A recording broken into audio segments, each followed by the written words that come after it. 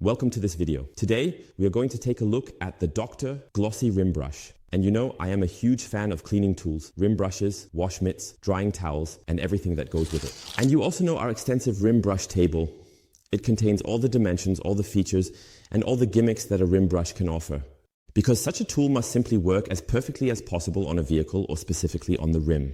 It needs to be nicely flexible, with the front of the head as thin as possible, so that we can easily maneuver between the very fine spokes or between the brake caliper and the inner edges of the rims. It is simply important that it is a really well-developed rim brush. We will take a look at these today, and then we will also add them to the large rim brush table with the data. And that's why we're going to take a closer look at the contents here. You see, I'm unpacking it for the first time with you. I couldn't check it out until now, because it took forever for the part to arrive. I believe there wasn't a large quantity available, and the delivery, I assume, from the Far East took quite a while. Here is the rim whip from Dr.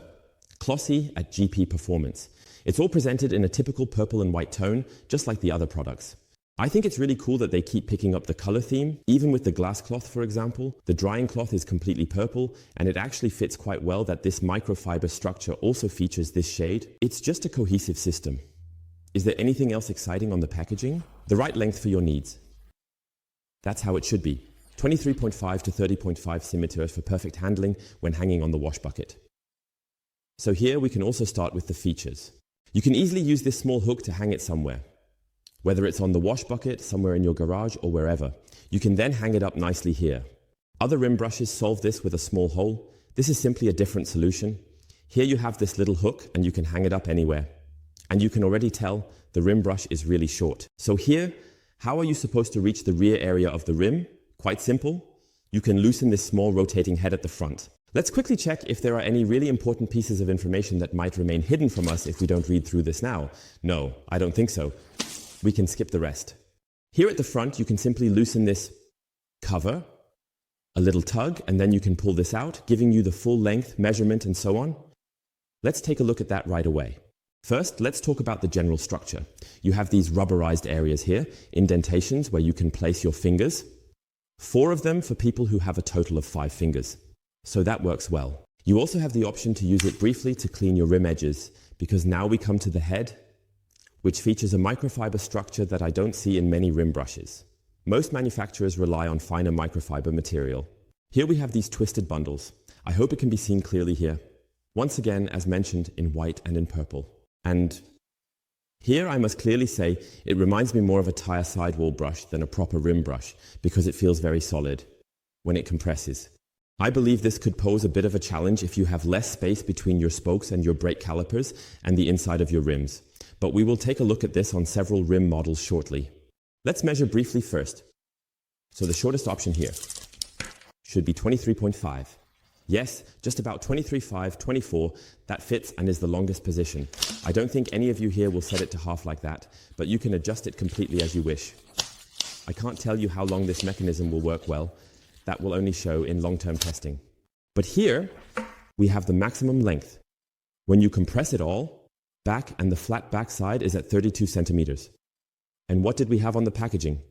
1 and 35.5. So that definitely fits. Now we come to the most important point, which is the microfiber head length. So how much do you have available to work on the vehicle? And that's about, let's say, 9 centimeters. I would have extended the whole thing by at least another 2 or 3 centimeters because most rims have significantly longer distances on the inside. This means you really have to move the tool back and forth and cover the entire inner area of the rims. Let's take a look at that as well. Now, let's get to the most important measurement, which is how far you can compress the head. Because this is an extremely important point, as the target audience of GP Performance consists of car enthusiasts and tuning enthusiasts who also enjoy accessories. Rims with very many spokes, with narrow gaps, with crazy designs, and mostly large brake vehicles, perhaps also with larger brake systems, with little space between the brake system and the rim. And that's just a point where it must be ensured that the rim brush is extremely narrow to get into the small gaps. Because if I measure this here, and lay the second measuring stick next to it, we have a minimum. So if I press down properly, we have 3 centimeters. So it can be compressed to 3 centimeters here, which is relatively little. So we have rim brushes with a diameter of 1.51 centimeter, which allows you to easily get into the gaps. Now you have all the data for 2021. Otherwise, let's take a look at how this works on the vehicle. And at the end, we'll see where the rim brush ranks in the overall ranking. Let's get started. Let's get to the rim. So what definitely works well with the rim brush, but I would recommend doing this afterwards, is cleaning the tire sidewall. This will work well with this microfiber head. Quick test. So you can rub it nicely for a long time. If you set it too long, it works just the same. I believe it was also shown that way. I have to say, I haven't used a rim brush so far to clean the tire sidewalls. I usually use a scrub pad or a regular brush. But here you can definitely do it. However, keep in mind that I would first clean the rims and then the tires. The sidewalls are completely dirty here, and you also need special cleaners. That's all for now. Let's head over to the rim. I'll quickly rinse it off. It should just be dust on it. Now, let's take a look at how this whole thing works. And these are actually completely original rims here. Let's go in between the front axle. Here we still have enough space, and I believe it can still be seen well. Here, there is still enough space with a minimum measurement of 3 centimeters, but as you can hear, we are already rubbing against this protection that is installed at the back. It only rubs very, very little on the brake disc itself. There is still relatively a lot of space behind it. Here at the brake caliper, I can't get the rim brush in between anymore. It gets stuck for a moment, but then it's no longer possible to get through between the brake caliper and the rim. So it doesn't work. If you clamp it down completely, and if it tears too much, you will also damage the microfibers. This means they can get caught somewhere on the metal edges or rub against them badly, or it can damage them as well. Eventually, you will find the fibers lying on the floor. So here with my E, I can't get past this point with the original rims. So that means I would have to move forward a bit now, or as you can see from below, you have no chance of getting to this area where the brake caliper is. At the back, we will take a look at that shortly, but at the front, we generally have the larger brake disc installed. What about these spokes? Well, that definitely works. You have enough space here. Of course.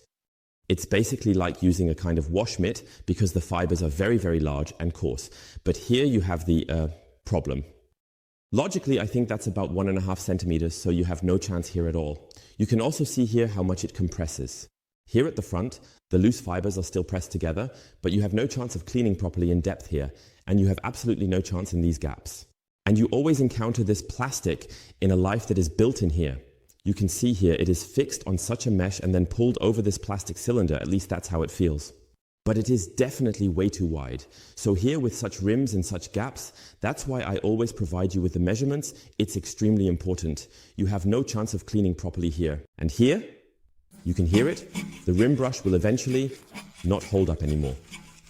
At some point, it will completely damage the microfiber here.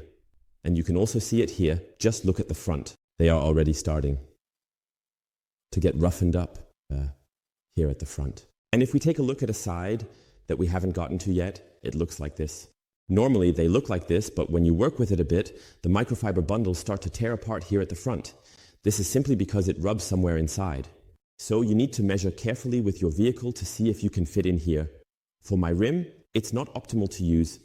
Let's go to the rear axle, and I believe it doesn't look much better here either. So here we just pass by. But you can also hear that it is rubbing against this protection that is still installed behind the brake disc. No chance at all. You can get the first 1 or 2 centimeters, but then the brush gets stuck so much that you have to pull hard on the handle. I can try to use a bit of force. Right. So you can hammer it in from the back here, but then you won't be able to pull it out anymore. The space is simply too narrow, not enough. And the rim design is the same here. So we don't need to test it here either. It doesn't work in that regard. So really very, very limited. And what happens now? If the rim brush head is very short and you want to clean back here, you automatically end up with the plastic hitting the rim while cleaning.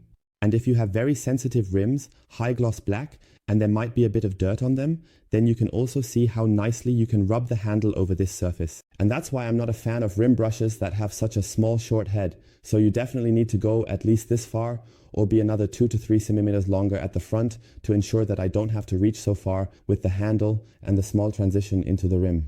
Because if we look at the back, I hope you can still see it.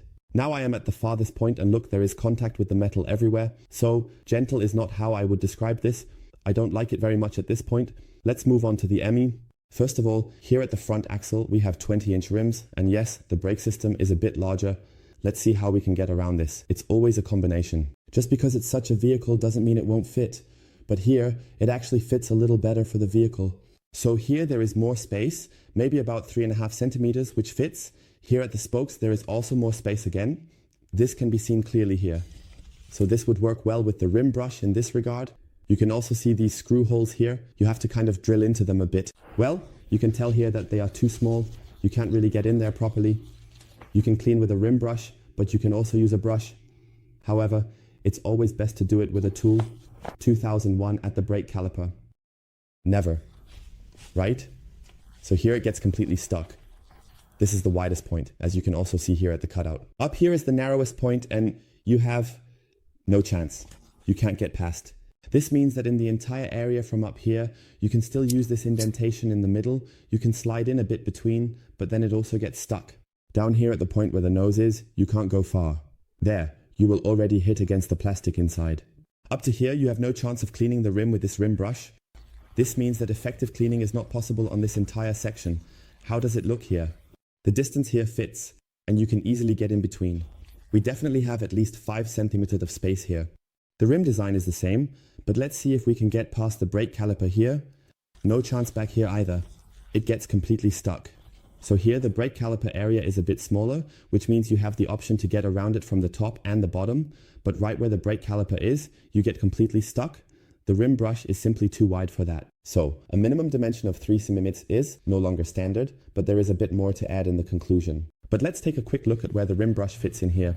And there you have our large table. For those who have never seen this before, take your time to look at it. Here we have all the placements of the rim brushes that we have tested so far. There have been really quite a lot. You can also find the material and all properties listed again. What is the total length and how thin is the microphone in cm? You also have the maximum width listed again. The important things are marked here with points. That means how thin is the microfiber head. And if we take a look now, I will highlight the Dr. Glossy rim brush for you. You can already see that it ends up quite far down. And that is simply due to the very simple point, evaluation. Lithium is the microfiber head in centimeters. Here we have 3, and you can also see our evaluation criteria below, showing how we have rated all rim brushes completely equally. That means a minimum width of 2.6 to 3.5 cm. We have 3 points here. The rim brush has also received this much. The length, this is the microfiber head and is very important. At 8 cm it is super short. We also have comparison models here with 9 cm. I believe 8 cm is the shortest head we have ever had here in comparison. You can see that the other rim brushes clearly rely on longer microfiber areas, which is also extremely important. And this is very, very clear to see here.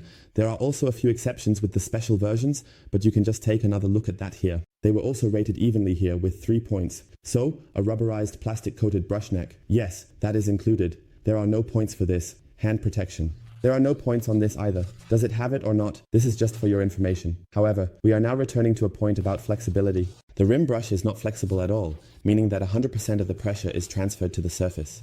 Or sometimes, when it somehow needs to be pushed a bit past a certain point, you simply have no option. Many rim brushes are not flexible, but there are also some that are flexible, and they definitely earn a point.